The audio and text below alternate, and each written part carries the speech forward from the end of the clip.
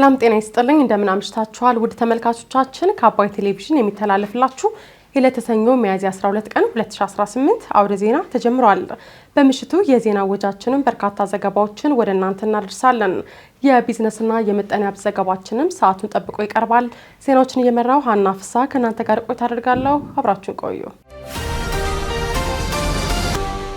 በመጀመሪያው ክፍለ ጊዜ የመረጃ ጥንቅር ሰዓታችን በትግራይ ክልል ጦረኛ የሆነው ቡድንና ጊዜያዊ አስተዳደሩ ሁለት ጫፍ ላይ ያሉ ኃይሎች መሆናቸውን የቀድሞው የህወሓት አመራር ወይዘሮ ኬሪያ ኢብራሂም መናገራቸውን፣ ድንገት በወደቀ እንጨት መጠነኛ ጉዳት እንደደረሰባቸው የገለጹት አቶ ሬድዋን ሁሴን ለሕክምና ወደ ውጭ ተጓዙ መባሉን ሐሰት ነው ማለታቸውን የተመለከቱ መረጃዎችን ጨምሮ ሌሎች ዜናዎችን ወደ እናንተ እናደርሳችኋለን። አብራችሁን ቆዩ።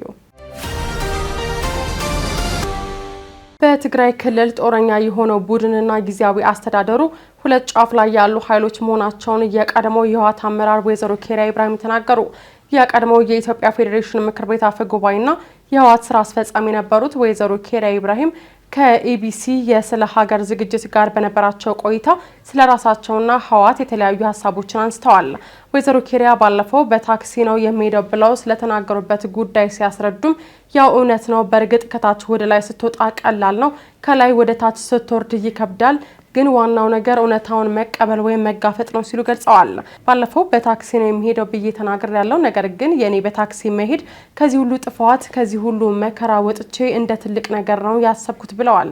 ባለፈው በታክሲ ነው የሚሄደው ብዬ ተናግሬያለሁ፣ ግን የኔ በታክሲ መሄድ እንደ ኔጌቲቭ አይቼ ሳይሆን ጀስት ከዚህ ሁሉ ጥፋት ከዚህ ሁሉ መከራ ወጥቼ በቃ እንደ ትልቅ ነገር ነው ያሰብኩት። ይሄን ሁሉ ወጣት የትግራይ ህዝብ ይሄን ሁሉ መከራ አግኝቶ እኔ ከህዝቤ ጋር እኩል መኖር እኩል ከታክሲ ጋር ወረፋ ይዤ ተጋፍቼ መሄድ ለኔ ትልቅ ክብር ነው እና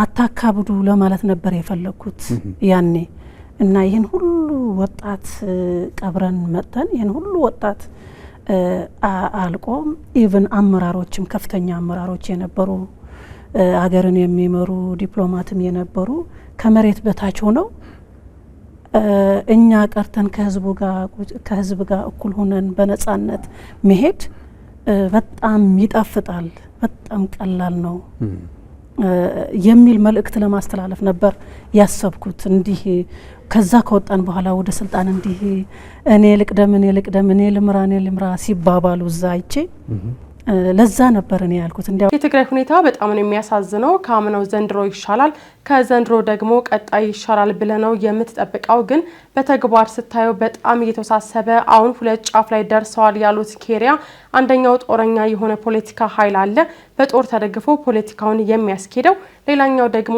ጊዜያዊ አስተዳደር አለ ሲሉ አስረድተዋል። መንግስታዊ አስተዳደር አይደለም ያለው ለጦርነት የሚያመች የሴንትራል ኮማንድ ፖስት የሚባል ባለፈው ጦርነት ጊዜ ሲጀመር የተዋቀረው አሁን ከላይ እስከታች ተዋቅረዋል ብለዋል። በሰላም መንገድ ነው የሚያዋጣ የሚል ሰው ትግራይዊ አይደለም ሲሉ ወቀሳ ያቀረቡት ወይዘሮ ኬሪያ እምቢ ብሎ የሚቃወም ካለ እርምጃ ይወሰድበታል፣ የትግራይ ህዝብን የፈጠሩት እነሱ ናቸው ሲሉም ተናግረዋል። መንግስታዊ አስተዳደር አይደለም ያለው ለጦርነት የሚያመች ይሄ ሴንትራል ኮማንድ ፖስት የሚባል አልነበረም ባለፈው ጦርነት ባለ ጊዜ ሲጀመር የተዋቀረው ማለት ነው፣ ለመከተ ተብሎ ማለት ነው። አሁን እሱ ከላይ እስከ ታች ተዋቅረዋል። እነዛ ኮርነኝ ባሎቹ የሚባሉትም ደግሞ ጄኔራሎቹ ሲንበላቸው ብቻ ወታደሮቹ እነሱ ደግሞ ዞን ተከፋፍለውታል። ዞኑ ተከፋፍለዋል። በዛ የጦርነት የተፈጠረ የመከተ አደረጃጀት አለ እና ዞኖቹ ተከፋፍለውታል። ምክንያቱም አሁንም ህዝቡ ስንቅና ልጁን እንዲሰጥ ለማነሳሳት ለማስገደድ የግድ መከፋፈል አለባቸው። መዋቅሩ የመከተ መዋቅር ደግሞ ወደ ታች መውረድ አለበት። ከዛ የህዝቡ ሀብትና ንብረት ለመዝረፍም በጣም አመቺ ነው ማለት ነው። አይዘወይት አሁን የትግራይ ማንነት እኮ በእነሱ የሚሰጥና የሚከለከል ነው አሁን። ምክንያቱም ይህን አስተሳሰብ በቃ በሰላም መንገድ ነው የሚያዋጣው ያለው ትግራዊ አይደለም። ትግራዋይ አይደለም ስለዚህ ይሄ ተፈጥሮ የተሰጠን ማንነት አሁን እነሱ የሚሰጡትና የሚከለክሉት ነው ታች ያለው እንቢ ካለ የሚቃወም ካለ በተለይ ጾምዶ የሚባል አለ ጾምዶውን የሚቃወም ከሆነ ትግራዋይ አይደለም እርምጃ ይወሰድበታል ህወሓት ያኔ ምርጫ ይደረግ በማለት ምርጫ እንዲደረግ ሲወስን እኔ በግሌ ብቃወምም አልተሳካልኝም ያሉት ወይዘሮ ኬሪያ እኔ ያኔ በፖለቲካ ሰክሬ ነበር የህወሓት አመራሮችም በፖለቲካ ሰክረው ነበርም ብለዋል ተቃውሞ ያለው ምርጫ ማካሄዱን ማለት ነው አይቻልም ብለው ማለት ምክንያቱም በራስ ኮሚሽን የምርጫ እንትን ማዋቀር አትችልም ምክንያቱም 102 አንቀጽ አለ በራስ ምርጫ ቦርድ እዛ አዋቅራ በራስ አካይደ ደሞ አገርን ምርጫ ቦርድን ይሁንታ ሳይሰጥ በቃ ትክክለኛ ምርጫ ነው ያካሄደው ያሸነፈ አካልም ትክክለኛ ፍትሃዊ ዲሞክራሲያዊ ሰላማዊ ወዘተ አሳታፊ በሆነ መንገድ አካሄዶ ነው ያሸነፈው ብሎ እውቅና ሳይሰጥ እንትን ማድረግ አትችልም ይሄ ከእውቀቴ አንፃር ነው ግን ፍላጎቴ እኔም ያው ሰክሬ ነበር የፖለቲካ ሁላችንም የሰከርን ነው ባይዘው እኔ ምርጫ እንዳይካሄድ ወይም ደግሞ እኛ እንትናችን እንዳናደርግ ሳይሆን ከህጉ አንፃር ነው እንጂ እኔም ሰክሬ ነበር ያልሰከረ ያለ አይመስለኝም የፖለቲካ ስካር ያልነበረው ያኔ ያለ አይመስለኝም ድንገት በወደቀ እንጨት መጠነኛ ጉዳት እንደደረሰባቸው የገለጹት አቶ ሬድዋን ሁሴን ለሕክምና ወደ ውጭ ተጓዙ መባሉን ሐሰት ነው አሉ። የብሔራዊ መረጃና ደህንነት አገልግሎት ዋና ዳይሬክተሩ አቶ ሬድዋን ሁሴን ዛሬ ሚያዝያ 12 2018 በይፋዊ የማህበራዊ ትስስር ገጻቸው ባሰፈሩ ጽሁፍ የግል ሀዘንና ደስታ ሳቅና ለቅሶ መታመምና መዳን ሁሉ ጊዜ ለገበያ መቅረብ አለበት ብያላምን ብለዋል። ግን ደግሞ አደባባይ የሚያውል ስምሪት ላይ ያለ ሰው ከፊል ህይወቱ ለህዝብ እይታና አስተያየት ክፍት መሆኑ የግድ ነው ሲሉ ገልጸዋል። አክለውም በዋነኝነት ሰሞኑን ወዳጅና ዘመድ ቢያንስ ኢትዮጵያዊ ስለሆንን አሳሰበን እንደ ሰው ምን ተፈጠረ በሚል የተጨነቁትን ታሳቢ በማድረግ መረጃው ባጋራ በማለት የሚከተለውን ግልጽ ማድረግ ፈለኩኝ ሲሉ ከሰሞኑ በእርሳቸው ደህንነትና ጤንነት ዙሪያ የተሰራጩ መረጃዎችን አጥርተዋል።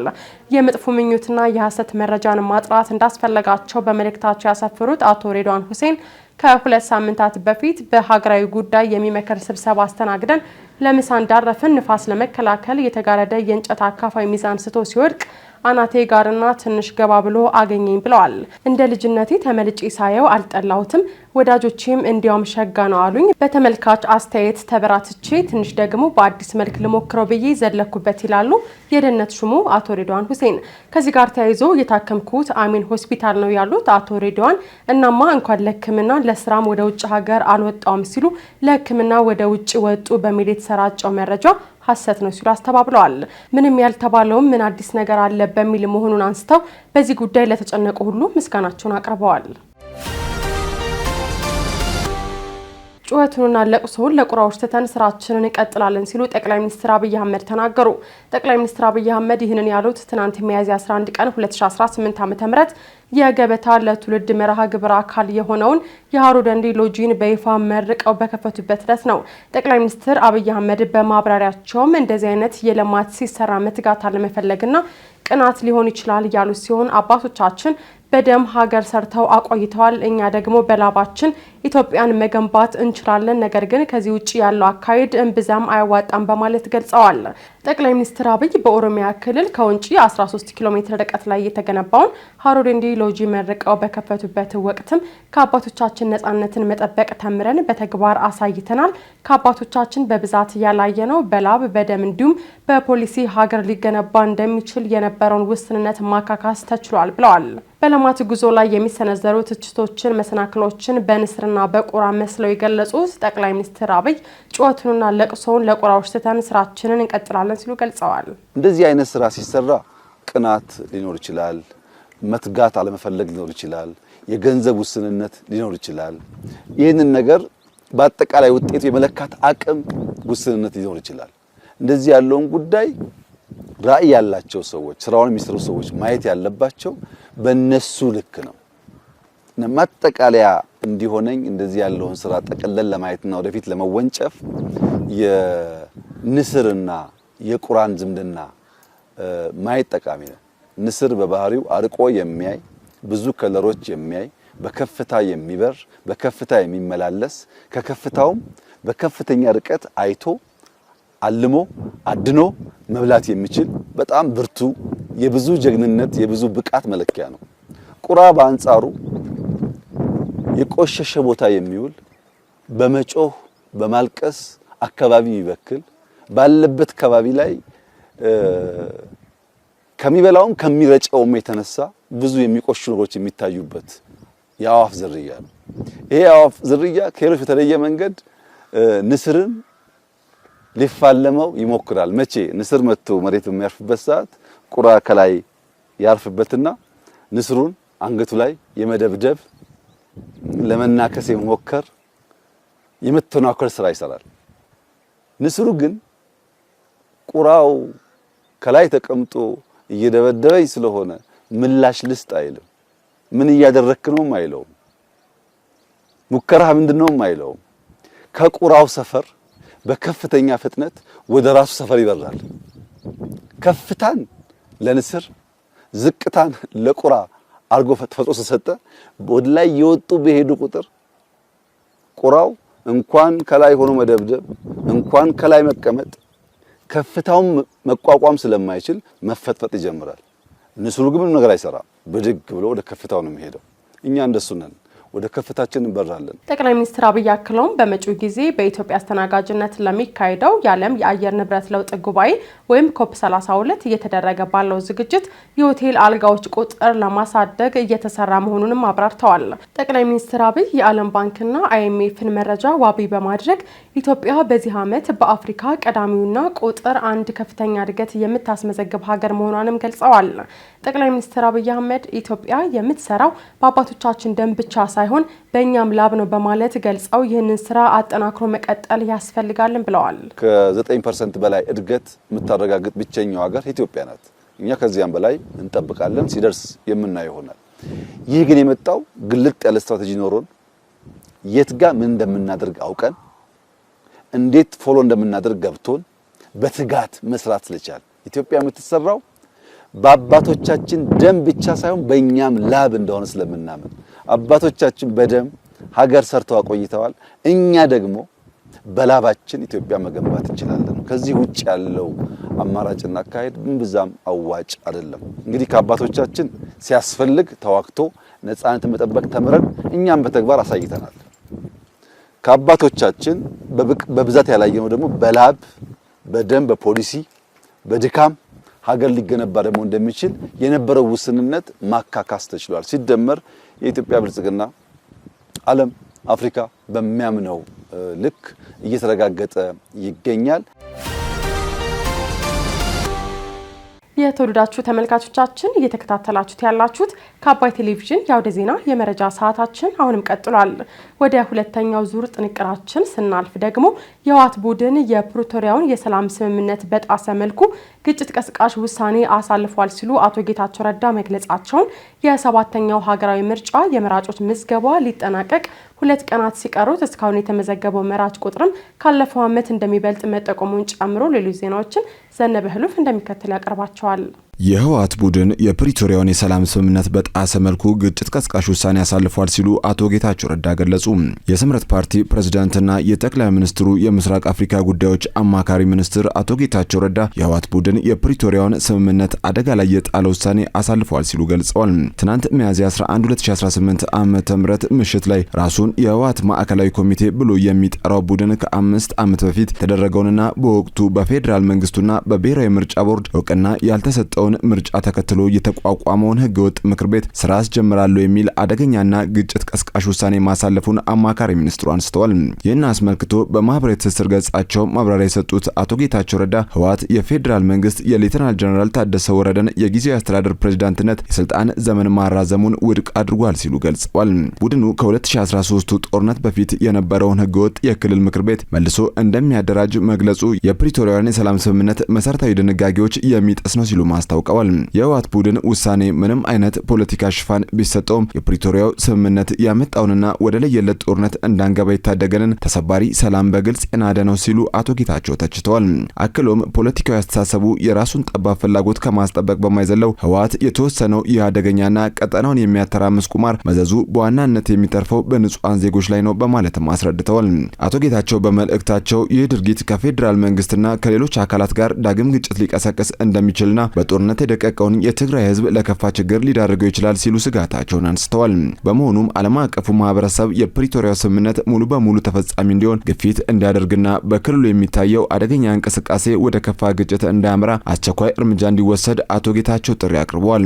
አያይዘውም የውጭ ኃይሎች እርምጃ ለመውሰድ ከዘገዩ ዳግም ዋጋ የሚከፍሉት በቅርብ ጊዜ ከተካሄደው አስከፊ ጦርነት ገና ያላገገሙት ንጹሃን ዜጎች መሆናቸውን ገልጸዋል። በመሆኑም እርምጃ ለመውሰድ የሚያስችለው እድል ከማምለጡ በፊት አሁኑኑ ተንቀሳቀሱ ሲሉ የዓለም አቀፉን ማህበረሰብ አሳስበዋል።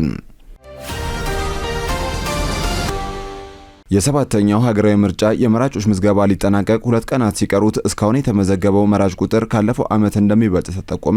እስከ ሚያዝያ 14 2018 ዓመተ ምህረት ድረስ የተራዘመው የሰባተኛው ጠቅላላ ምርጫ የመራጮች ምዝገባ ሊጠናቀቅ የቀሩት 2 ቀናት ብቻ እንደሆኑ ተጠቁሟል። የኢትዮጵያ ብሔራዊ ምርጫ ቦርድ ያወጣው የመራጮች ቁጥር በስድስተኛው ምርጫ ከተመዘገቡት መብለጡን ተመላክቷል። የመራጮች ምዝገባ ከተጀመረበት ከየካቲት 28 2018 ጀምሮ እስከ ሚያዝያ 9 2018 ድረስ በጠቅላላው 46 ሚሊዮን 732,895 መራጮች መመዝገባቸው ተገልጿል። ከነዚህ ውስጥም 25 ሚሊዮን 217,202 ወንዶች እንደሆኑና የተቀሩት 21 ሚሊዮን 515,693 ሴቶች መሆናቸው ተጠቁሟል። ይህ አሃዝ ለስድስተኛው ሀገራዊ ምርጫ ከተመዘገቡ አጠቃላይ የመራጮች ቁጥር 40 ሚሊዮን 525,964 ሲነጻጸር የ6 ሚሊዮን 206,931 ብልጫ እንዳለውም ተመላክቷል። የኢትዮጵያ ብሔራዊ ምርጫ ቦርድ የመራጮች ምዝገባ ከተጀመረበት ጊዜ አንስቶ እስከ ሚያዝያ 9 2018 ዓመተ ምህረት ድረስ 5 ጊዜ የመራጮችን አሃዛዊ መረጃዎችን ያሳወቀ ሲሆን የመራጮች ቁጥር ከቀን ወደ ቀን እየቀነሰ መምጣቱን መረጃው ያሳያል። የካቲት 28 2018 የተጀመረው የመራጮች ምዝገባ ወቅት ለአንድ ወር እንደሚቆይ ታቅዶ የነበረ ቢሆንም ተይዞለት የነበረው አንድ ወር ሲያልቅ 2 ሳምንት ተጨምሮ እስከ ሚያዝያ 14 2018 እንደተራዘመ መገለጹ ይታወሳል። የተሻሻለው የፌዴራል የወንጀል ሕግ ስነ ስርዓትና የማስረጃ ሕግ የዋስትና መብትን ጨምሮ የተለያዩ ነጥቦችን ማካተቱ ተገለጸ። ኢትዮጵያን ከ60 ዓመታት በላይ ሲያገለግል የቆየውን የፌዴራል የወንጀል ሕግ ስነ ስርዓትና የማስረጃ ሕግን የሚተካ አዋጅ ቁጥር 1410/2018 መጋቢት 24 ቀን 2018 ዓመተ ምህረት በህዝብ ተወካዮች ምክር ቤት መጽደቁ ይታወሳል። ከተሻሻሉ ዋና ዋና ሕጎች መካከል የዲጂታል ማስረጃዎች ማለትም እንደ የቪዲዮ ምስሎች፣ የድምጽ ቅጂዎች፣ የኮምፒውተር መረጃዎች፣ የማህበራዊ ሚዲያ መልእክቶችና ሌሎች የተካተቱ ሲሆን ይህም የቴክኖሎጂ ለውጥን ያገናዘበ የህግ ማዕቀፍ ነው ተብሏል። ሌላው የተሻሻለው የምርመራ ዘዴዎችና የሰብአዊ መብቶችን የሚመለከት ሲሆን ተጠርጣሪዎች በቁጥጥር ስር ሲውሉ ያላቸው መብት፣ የምርመራ ጊዜ ገደብና በምርመራ ወቅት ጠበቃ የማግኘት መብታቸው በግልጽ ተቀምጧል። በዚህ መሰረት አንድ ተጠርጣሪ በቁጥጥር ስር ሲውል ጠበቃው እስኪመጣ ቃሉን ያለመስጠት መብቱ የሚጠበቅለት መሆኑ የተገለጸ ሲሆን የተጠርጣሪው የምርመራ ገደብ ከ4 ወር እንዳይበልጥ በማድረግ ተጠርጣሪ ለረጅም ጊዜ በምርመራ እንዳይቆይ ያስችላልም ተብሏል። የተጎጂዎችን መብት በሚመለከትም የወንጀል ድርጊት የተፈጸመባቸው ሰዎች በፍትህ ሂደት ውስጥ ያላቸው ተሳትፎ ጉዳታቸው የሚካካስበት መንገድና የሚደረግላቸው ጥበቃ በማሻሻያው መካተቱ ተገልጿል። ሌላው የዋስትና መብትን እንደ መሰረታዊ መብት መከልከልን እንደ ልዩ ሁኔታ የሚመለከት ህግ ሲሆን በዚህም ህጉ ግልጽ የሆኑ የሰው የንብረትና የገንዘብ የዋስትና አይነቶችን አስቀምጧል። ሌላኛው የምስክሮችና የጠቋሚዎች ጥበቃ የሚመለከት ሲሆን በከባድ ወንጀሎች ላይ መረጃ የሚሰጡ ጥቆማ ሰጪዎችና ምስክሮች ከበቀል ወይም ከጥበቃ እንዲጠበቁ የሚያስችል የህግ ከለላ መስጠትን ይመለከታል። በተመሳሳይ የአቃቢ ህግ የክስ ድርድርን በተመለከተ አንድ ተጠርጣሪ ወይም ተከሳሽ ጥፋተኝነቱን አምኖ ከአቃቢ ህግ ጋር በመደራደር ቅጣቱ እንዲቀለት ወይም ክሱ እንዲቋረጥ የሚያስችል ስርዓት በህጉ እንዲካተት መደረጉ የተገለጸ ሲሆን ይህም ፍትህን በፍጥነት ለመስጠትና የተጠርጣሪዎችንም ሆነ የተጎጂዎችን መብት በተሻለ ሁኔታ ለማስጠበቅ እንደሚያስችል የዘገበው ፋና ነው። በዝርዝር ወደ ያዝነው መረጃ ስናልፍ የኢራን መርከብ በአሜሪካ መያዙ ቻይና እንዳሳሰባት ስትገልጽ፣ ፓኪስታን በበኩሏ ቴሄራንና ዋሽንግተንን ለማደራደር የጸጥታ ሁኔታው መጠናከሩን አስታወቀች። ቻይና የኢራን መርከብ በአሜሪካ መያዙ እንዳሳሰባት ስትገልጽ፣ ፓኪስታን በበኩሏ ቴሄራንና ዋሽንግተን ለሚያደርጉት ቀጣዩ ዙር ድርድር የጸጥታ ሁኔታ መጠናከሩን አስታውቃለች። የቻይና የውጭ ጉዳይ ሚኒስትር ቃል አቀባይ የአሜሪካ ኃይሎች መርከቡን በኃይል መጥለፋቸው ቻይና እንዳሳሰባት መናገራቸውን የዜና ወኪሉ ኤኤፍፒ ዘግቧል። በሌላ በኩል ደግሞ ፕሬዚዳንት ዶናልድ ትራምፕ በጄዳ ቫንስ የሚመራው ተደራዳሪ ልዑክ ዛሬ ሰኞ ምሽት ይካሄዳል ተብሎ ለሚጠበቀው ድርድር ወደ ፓኪስታን መጓዙን አስታውቀዋል። ዝርዝሩን ዘርፋይል ሀብታሙ እንደሚከተል ያቀርበዋል። የኢራን መርከብ በአሜሪካ መያዙ ቻይና እንዳሳሰባት ስትገልጽ፣ ፓኪስታን በበኩሏ ቴህራንና ዋሽንግተንን ለማደራደር የጸጥታው ሁኔታ መጠናከሩን አስታወቀች። ቻይና የኢራን መርከብ በአሜሪካ መያዙ እንዳሳሰባት ስትገልጽ፣ ፓኪስታን በበኩሏ የቴህራንና ዋሽንግተን ለሚያደርጉት ቀጣይ ዙር ድርድር የጸጥታው ሁኔታ መጠናከሩን አስታውቃለች። የኢራንን ባንዲራ የሚያውለበልበው ቱስክ የተሰኘው ጭነት መርከብ በአሜሪካ መያዙን ተከትሎ በሁለቱ ሀገራት መካከል የሰላም ንግግር እንዲጀምር የቻይና የውጭ ጉዳይ ሚኒስትር ቃል አቀባይ ጥሪ አቅርበዋል። ቃል አቀባዩ ጉኦ ጂያኩን ዛሬ ሚያዝያ 12 ቀን 2018 በሰጡት ጋዜጣዊ መግለጫ የአሜሪካ ኃይሎች መርከቡን በኃይል መጥለፋቸው ቻይናን እንዳሳሰባት መናገራቸውን የዜና ወኪሉ ኤኤፍፒ ዘግቦታል። አሶሺየትድ ፕሬስ ያወጣው ዘገባ እንደሚያሳየው ከሆነ ደግሞ ቃል አቀባዩ ሁሉም የሚመለከታቸው ወገኖች ኃላፊነት የተሞላበት አቋም እንደሚይዙ፣ የተኩስ አቁም ስምምነቱን እንደሚያግዙ፣ ውጥረቶችን ከመጨመርና ቅራኔዎችን ከማባባስ እንዲቆጠቡ ተስፋ እናደርጋለን ማለታቸውን ዘግቦታል። ይህ በእንዲህ እያለ የአሜሪካው ፕሬዚዳንት ዶናልድ ትራምፕ ከኢራን ጋር ይደረጋል ተብሎ ለሚጠበቀው ሁለተኛው ዙር ድርድር ልዑካቸውን መላካቸውን በገለጹበት የማህበራዊ ሚዲያ ለጥፋቸው ስምምነት ላይ ካልተደረሰ የኢራንን የኃይል ማመንጫዎችና ድልድዮችን እንደሚመቱ በድጋሚ ዝተዋል። የዓለም አቀፉ የሰብአዊ መብቶች ተቋም ሂውማን ራይትስ የቀድሞ ኃላፊ የሆኑት ኬኔት ሮዝ ይህ የፕሬዝዳንቱ ዛቻ እንደ ጦር ወንጀል ሊቆጠር እንደሚችልም ለቢቢሲ ተናግረዋል።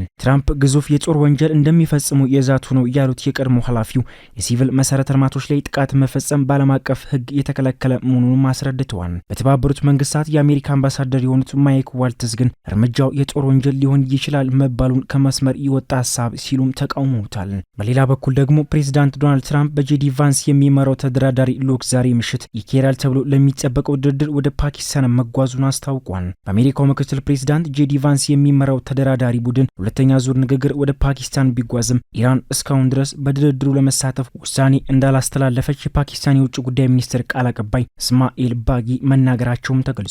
ቃል አቀባዩ እስካሁን ድረስ ለቀጣዩ ዙር ድርድር ምንም እቅድ የለንም፣ ይህንን በተመለከተ የተላለፈ ውሳኔ የለም ማለታቸውን ኤኤፍፒ የዜና ወኪል ያወጣው ዘገባም ያመላክታል። የኢራን መንግስት መገናኛ ብዙሃን ባለስልጣናትን ጠቅሶ ትላንት በወጣው ዘገባ የአሜሪካ የባህር ጉዞ እገዳ በቀጠለበት የተኩስ አቁም ጥሰትና በአሜሪካ ዛቻ የተሞላበት ትርክት ምክንያት ቴህራን በንግግሩ እንደማትሳተፍ ገልጾ እንደነበረም አይዘነጋም። የውጭ ጉዳይ ቃል አቀባዩ በበኩላቸው አሜሪካ ለዲፕሎማሲና ለድርድር ዝግጁ ነኝ ብትልም በተግባር ግን በምን መልኩ የዲፕሎማሲ ሂደትን በመከተል ሀሳብ በቁም ነገር መያዟን የሚያሳዩ ድርጊቶችን እየፈጸመች አይደለምም ብለዋል። በተጨማሪም ድርድሩ ያለምንም የጸጥታ ስጋት እንዲጠናቀቅ ፓኪስታን ቴህራንና ዋሽንግተን ለሚያደርጉት ቀጣይ ዙር ድርድር የጸጥታው ሁኔታ መጠናከሩን አስታውቃለች። የፓኪስታን የሀገር ውስጥ ጉዳዮች ሚኒስትር ሞሼ ናቅቪ ከኢራን አምባሳደር ሬዛ አሚር ሞግዳም ጋር ተገናኝተው በኢስላማባድ በሚደረገው ሁለተኛው ዙር ድርድር ዝግጅት ዙሪያ መወያየታቸውንና ገለጻ እንደተደረገላቸውም ተናግረዋል። ወደ ኢስላማባድ ለሚመጣው ልዑክ የጸጥታ ሁኔታዎች መጠናከራቸውን እንዲሁም ለኢራን አምባሳደር ገለጻ እንደተደረገላቸው የሀገር ውስጥ ሚኒስትሩ ጠቁሞ አክለውም በሁለቱ ሀገራት መካከል የሚደረገው ድርድር በቀጠናው ለሚኖር ዘላቂ ሰላም ወሳኝ ነው ብለዋል። ከአባይ ቴሌቪዥን የምሽት ዘገባዎቻችን አሁንም እንደቀጠሉ ናቸው። ወደ ተመልካቾቻችን አሁን ደግሞ የቢዝነስና ምጣኔ ሀብት ጉዳዮች የሚቀርብበት ሰዓት ላይ ደርሰናል። መረጃዎቹን ዳሩሰላም ተሾመ እንደሚከተለው ታቀርባችኋለች።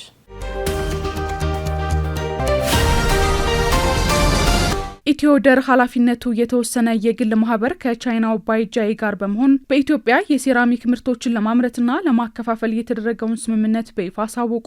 ኢትዮደር ኃላፊነቱ የተወሰነ የግል ማህበር በጎልደን ታየር ሌቭል የምርት አከፋፋይነት ደረጃ ቱለፋ ሴራሚክ ከተሰኘው ከባይጃይ ሴራሚክ ማምረቻ ኢንዱስትሪ ጋር የካቲት 27 ቀን 2018 ዓ.ም ያደረጉትን የሴራሚክ ውጤቶችን የማከፋፈል ስምምነት ምክንያት በማድረግ ሚያዝያ 10 ቀን 2018 ዓ.ም በሎፍት አፓርትመንት ሆቴል የማብሰሪያ መርሃ ግብር ተካሂዷል። መርሃ ግብሩ የሁለቱ ድርጅቶች ከፍተኛ የስራ ኃላፊዎችና የዘርፉ ባለሙያዎች በተገኙበት የተካሄደ ሲሆን አቶ ደረጀ በላይ የኢትዮደር መስራችና ዋና ስራ አስኪያጅ በወቅቱ ባደረጉት ንግግር የኢትዮጵያን የኮንስትራክሽን ዘርፍ ለማገዝና ጥራት ያላቸውን የቤት ውስጥ ማጠናቀቂያ ምርቶችን ለደንበኞች በተሻለ ተደራሽነት ለማቅረብ ስምምነቱ ትልቅ ሚና ይኖረዋልም ብለዋል። አቶ ደረጀ በላይ አክለውም በኢትዮጵያ ውስጥ በከፍተኛ ጥራት የሚመረቱ የባይጃይ ሴራሚክ ውጤቶች በኢትዮደር ሰፊ የማከፋፈል መረብ አማካኝነት አማካኝነት ለገበያ እንዲቀርቡ ለማድረግ ያለመ መሆኑን በሰጡት መግለጫ ጠቅሰዋል። ስምምነቱ የሀገር ውስጥ ምርትን የማበረታታት የውጭ ምንዛሬን በመቆጠብና ለኮንስትራክሽን ግብዓቶች የሚወጣውን ወጪ በመቀነስ ረገድ ከፍተኛ ሚና እንደሚጫወትም የኢትዮደር ዋና ስራ አስኪያጅ ገልጸዋል። ሎካል አምራቾች አሉ። እነኚህ ሎካል አምራቾች 20% ያህል የገበያ ድርሻ ብቻ ነው ያላቸው። በጥራትም የዝቅተኛውን ደረጃ ይዘው ጥራት የፈለጉ ፕሮጀክቶች ከውጭ እየገባ ነበር እየተስተናገዱ የነበረው። ከባይጃይ ጋር ባለን ፓርትነርሺፕ ደግሞ ይሄንን በጣም የሚቀርፍ ለሀገራችን የኮንስትራክሽን ኢንዱስትሪ ከፍተኛ አስተዋጽኦ ይኖረዋል ብለን ያመንበት ኳሊቲ የፖርስልን እና የሴራሚክ ፕሮዳክቶችን እዚሁ ሀገር ውስጥ በማምረት ለዚህ ኢንዱስትሪ በተመጣጠነ ዋጋ ማቅረብ በጣም ወሳኝ የሆነ ነገር ስለነበረ እነሱ ጋር እንግዲህ አጠቃላይ የፋብሪካ ግንባታ ሂደቶች ላይ እና ብሎም መጨረሻም አሁን ወደ ማጠናቀቁ ደረጃ ተደርሷል። በቀጣይ 15-20 ቀናቶች ውስጥ ምርቱ ገበያ ላይ የሚታይ ይሆናል። አሁን ታችም ላይም ሳምፕሎች አሉ። ብዙ ዴቨሎፐሮች እና ኮንትራክተሮች አሁን እያዩ በጣም ይደመሙበታል። ሾሩሞችም ከፍተናል። እዛ ሾሩምም ዴቨሎፐሮቹ እየመጡ ባዩ ቁጥር በጣም ደስተኛ እየሆኑ ያየ ነው። ይሄ የሆነበት ምክንያት ቅድም እንዳልኩት 95% የሚሆነው የፖርስልን ምርት እዚሁ ሀገራችን የሚገኝ ነው፣ ሮ ማቴሪያሉ ማለት ነው። 95% የሚሆነው ጥሬ ዕቃ ከሀገር ውስጥ የሚቀርብ ነው ያሉት አቶ ደረጀ በላይ ጥራት ያለው የሀገር ውስጥ ምርትን ወደ ገበያ ለማምጣት የጀመርነው ትልቅ ስራ ነው ብለዋል። የባይጃይ ሴራሚክ ማኑፋክቸሪንግ የስራ መሪ ሚስተር ሳም በበኩላቸው ትብብሩ በኢትዮጵያ እያደገ ያለውን ፍላጎት ማሟላት የሚያስችሉ ዓለም አቀፍ ደረጃቸውን የጠበቁ ምርቶችን ለማቅረብ መሰረት እንደሚጥል ገልጸዋል። ከአዲስ አበባ በ65 ኪሎ ሜትር ርቀት በሚገኝ ቱለፋ በተባለ ቦታ የሚገኘው የባይጃይ ፋብሪካ ከ50 ሚሊዮን በላይ በሚበልጥ ኢንቨስትመንት የተገነባ መሆኑ የተገለጸ ሲሆን በአመት 14 ሚሊዮን ካሬ ሜትር የሚሸፍኑ የሴራሚክ ምርቶችን የማምረት አቅም እንዳለውም ተጠቁሟል።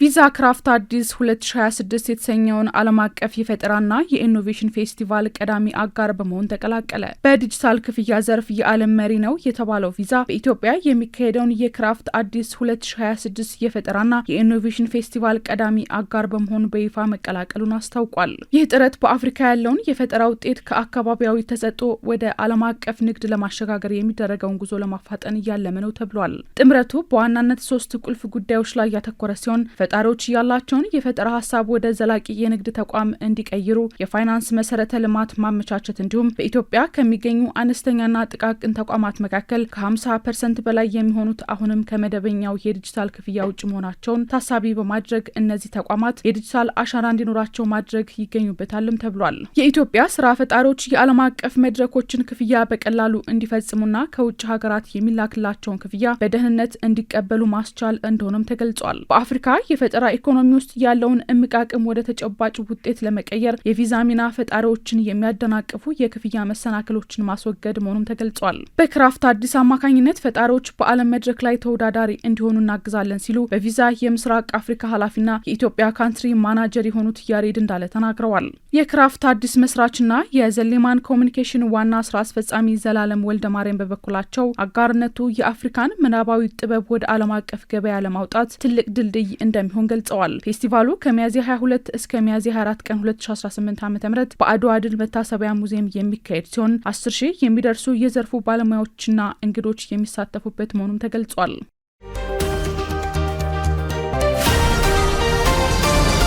በኤሌክትሪክ የሚሰሩ ከባድ ጭነት ተሽከርካሪዎች ወደ ሀገር ውስጥ እየገቡ መሆናቸው ተገለጸ። የትራንስፖርትና ሎጂስቲክስ ሚኒስቴር በኤሌክትሪክ የሚሰሩ ከባድ የጭነት ተሽከርካሪዎች ወደ ሀገር ውስጥ እየገቡ መሆናቸውን አስታውቋል። ኢትዮጵያ ወደ ኤሌክትሪክ ተሽከርካሪዎች እያደገች ያለው ሽግግር ወደ ከባድ የጭነት ተሽከርካሪዎች ወይም ገልባጮች መሸጋገሩን ሚኒስቴሩ ጠቁሟል። ሚኒስቴሩ ባወጣው መረጃ መሰረት በኤሌክትሪክ የሚሰሩ ከባድ የጭነት ተሽከርካሪዎች አሁን ላይ ወደ ሀገር ውስጥ እየገቡ ይገኛሉ። ይህም ሀገሪቱ ቀደም ሲል የጀመረችውን የኤሌክትሪክ መኪኖች ሽግግር ይበልጥ የሚያጠናክር መሆኑም ተመላክቷል። እንደ ሀገር የኤሌክትሪክ መኪኖች ብቻ ወደ ሀገር ውስጥ እንዲገቡ ማድረግ የተጀመረው ሽግግር አሁን ላይ አዳዲስ የፖሊሲ ለውጥ በመደረጉ መሆኑንም ሚኒስቴሩ አመልክቷል። በዚህ መሰረት በኤሌክትሪክ የሚሰሩ ከባድ የጭነት ተሽከርካሪዎችና የኢንዱስትሪ መሳሪያዎች አሁን የእቅዱ አካል ናቸው ሲል ሚኒስቴሩ ጨምሮ ገልጿል። ከቅርብ ጊዜያት ወዲህ መንግስት የነዳጅ ወጪን ለመቀነስና የአካባቢ ጥበቃ ፖሊሲዎች ሳቢያ የኤሌክትሪክ ተሽከርካሪዎች አጠቃቀም ላይ ትኩረት ሰጥቶ እየሰራ መሆኑን ሲገልጽ ሰንብቷል። አሁን የተጀመረው ወደ ኤሌክትሪክ የሚሰሩ ከባድ የጭነት ተሽከርካሪዎችም ሽግግርም የሎጂስቲክስ ዘርፉን ይበልጥ ዘመናዊና